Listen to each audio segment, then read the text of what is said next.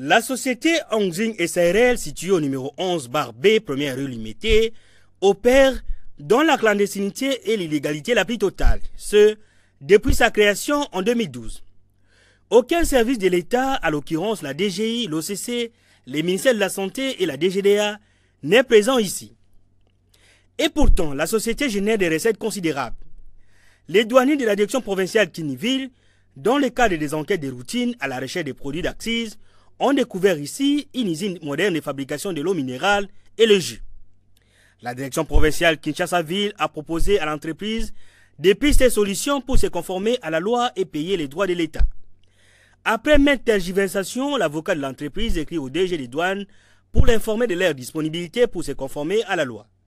Le numéro 1 des douanes congolaises avait d'ailleurs instruit ses services pour travailler avec le groupe Hongxing.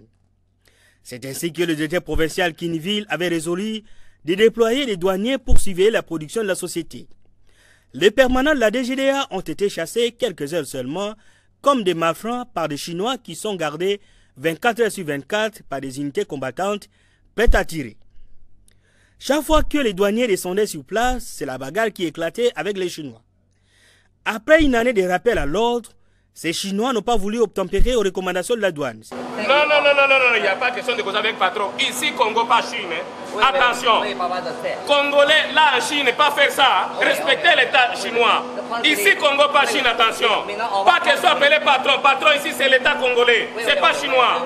C'est pourquoi le directeur provincial de la DGDA Kiniville Pacifique Ntaboué a dépêché une équipe de douaniers appuyée par les éléments de l'inspection de la police nationale congolaise ville de Kinshasa pour sceller l'entreprise et ramener les Chinois à la table des négociations. Il est 7 heures quand ces éléments de la brigade douanière et la police nationale assiègent l'immeuble abritant le groupe Hongxing SARL. Un imposant immeuble de 4 étages encore en construction. Un véritable labyrinthe à quelques mètres du boulevard Lumumba. Derrière ces rideaux métalliques, c'est la caverne d'Alibaba où tout y est. Les activités économiques sont menées sans la moindre présence de services étatiques. La société produit et commercialise des bouteilles d'eau minérale et de jus, produits dont la taxation relève du droit d'accise. Cependant, la DGDA ne reconnaît nullement l'existence de cette société faute des autorisations d'ouverture.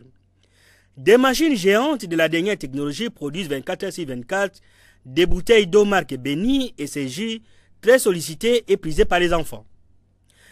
Des produits sortis fraîchement d'usine sont directement congelés ici au premier étage de l'immeuble où les températures moyennes vont jusqu'à moins 15 degrés. Au deuxième étage, ce sont ces machines qui auraient peut-être bénéficié des exonérations avant leur entrée sur le sol congolais. C'est ici aussi que sont fabriquées des bouteilles et des emballages en plastique. Et pourtant, leur importation, fabrication et commercialisation sont interdites sur le sol congolais par les décrets du Premier ministre du 30 décembre 2017. Au troisième étage, c'est une autre activité, la fabrication, les conditionnements et la vente des produits pharmaceutiques. Des sérums glucosés, voire des antibiotiques, sont fabriqués ici. Des cartons de produits parfois périmés depuis 2010, pour lesquels les malais des Chinois changent seulement l'emballage, sont déposés à même les sols, dans un local pollué prêt à être embarqué dans ces camions pour leur distribution, dans les hôpitaux chinois, voire même dans les pharmacies privées de la capitale et de l'arrière-pays. Au quatrième étage, c'est un véritable capharnaüm où des objets de tout genre, parfois insensés, sont stockés.